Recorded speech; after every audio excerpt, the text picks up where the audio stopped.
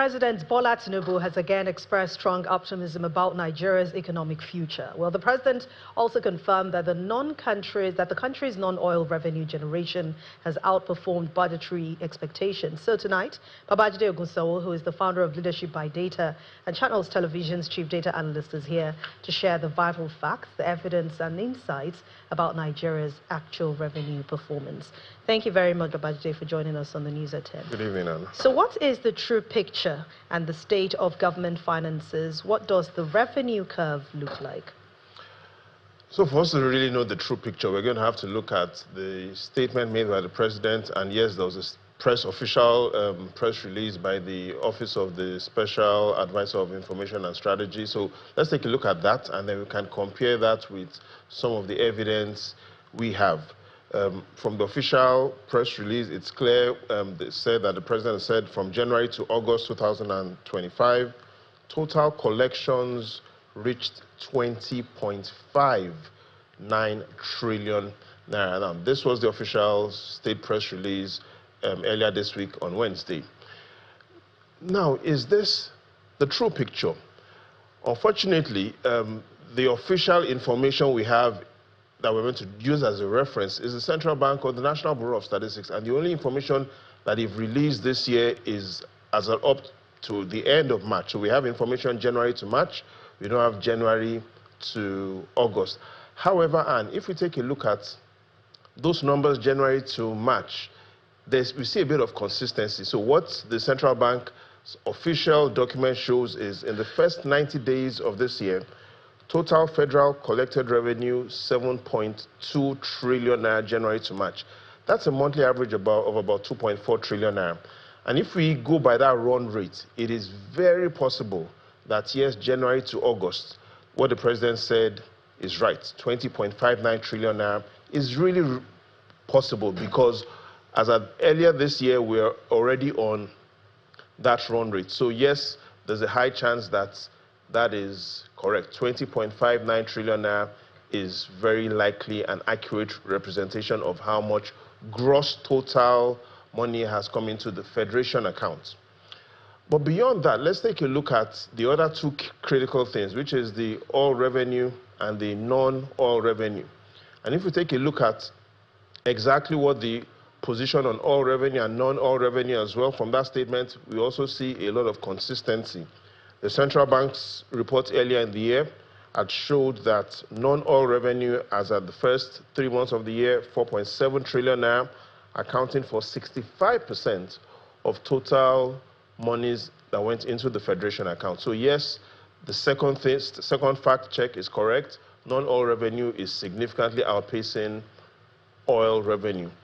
Now, the third thing that a lot of people are bothered about is, and if we take a look at that follow-up statement, again, within that same press release, if you take a look at, yes, we've seen good news on non-oil revenue, but if we take a look further down into the press statement, you'll see the president also showing concern about crude oil targets not being met. The exact way it was put was the president commented on tax revenues, which do not include dollar oil receipts, where targets are not being met. So the good news is on non-oil revenue, we're surpassing targets. On oil revenue, and we're not hitting targets. In simple terms, crude oil, and when you talk about crude oil, you talk about the NNPC. So the question is, what exactly is the NNPC doing, and what is the NNPC getting wrong? And from the evidence, there are three things that a lot of people are talking about. The first is there are talks of a confidence vote on the GCU. Is it really a confidence vote or a no confidence vote? The second is there are talks about exactly if the current GCU has the relationship in the Middle East to be able to secure oil for loan arrangements and oil for finance sort of programs that the federal government desperately needs. But perhaps the third and the most important thing is now we have a new GCU at the NNPC, Bayo Julari.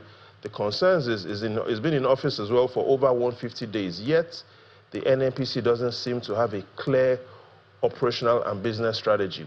What exactly will he be doing with the refineries? What exactly is the role of the GCU? What exactly is the structure of the board.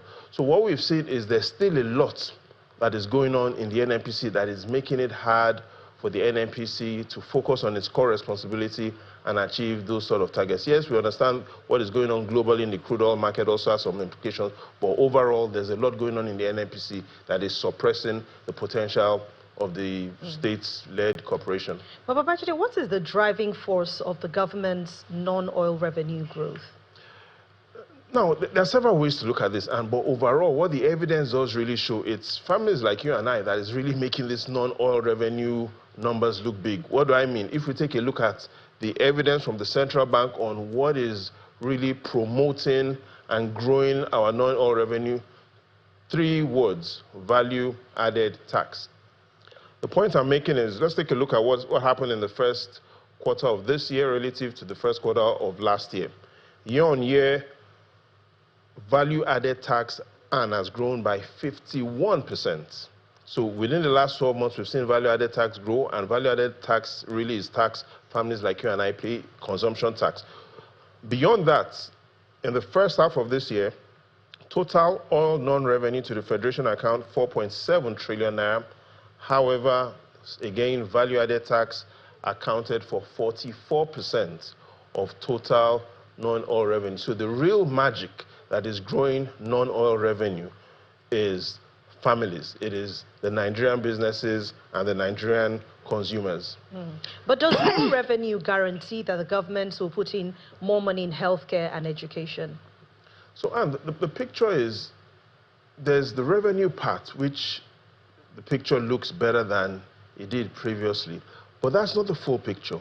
For you to see the full picture, you have to compare Nigeria's revenue with its expenditure and its debt. And the reason why I'm a bit more concerned beyond the revenue is the debt. And last year, we grew revenue. Last year, Nigeria's revenue to the federal government, 9.4 trillion naira last year. However, how much is our debt service? In excess of 11 trillion naira. So last year, 9 trillion naira revenue, debt service, 11 trillion naira. And if you take a look at the chart of the week as we close, it allows us to see our position really isn't much of a revenue problem. Yes, we've got a revenue problem, but our debt still remains a big issue. Look at what happened between 2022 to 2024. These are the facts from the central bank. Total revenue, 20.6 trillion naira. Debt service, 25 trillion naira. Our debt service is gulping all of this revenue. And I know I've gulped all of my time right You've now. gulped all of your time. Well, thank you very much. But it's again, exciting with numbers. We need to keep a look. Yes, we've seen non-oil revenue performing. The NNPC, led by the new GCO, really has to make the president happy by growing non-oil revenue. And like I always tell people, beyond, even though the president is on holiday, worrying about the ADC and the LP and the NNPP, is also worried about the NNPC. All right. Thank you very much. Founder of Leadership by Data and Channels Television's Chief Data Analyst. Thanks for your time and all the numbers on the news at 10. The pleasure is all mine.